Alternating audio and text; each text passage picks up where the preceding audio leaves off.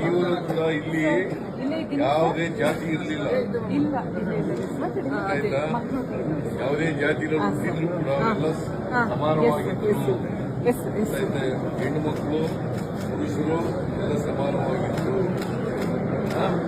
ಆಯ್ತಾ, ಅದು 12ನೇ ಶತಮಾನದಲ್ಲೇ. ಬಸವಣ್ಣ ಇದ್ದದ್ದು ಯಾವ ಕಾಲ? 12ನೇ ಶತಮಾನ. ಈ ಎಷ್ಟನೇ ಶತಮಾನ?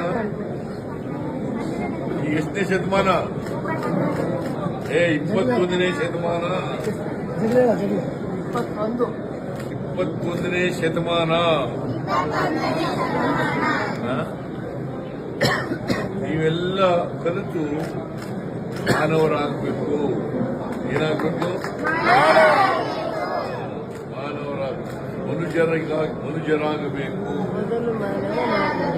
ಬಸವಣ್ಣ ಹೇಳಿದ್ದು ಜಾತಿಗೆ ಹೋಗ್ಬೇಕು, ವರ್ಗಕ್ಕೆ ಹೋಗ್ಬೇಕು, ಮೌಢ್ಯಗಳು ಹೋಗ್ಬೇಕು, ಕಂದಾಚಾರಗಳು ಹೋಗ್ಬೇಕು, ಧರ್ಮ ಸಿದ್ಧಾಂತ ಹೋಗ್ಬೇಕು.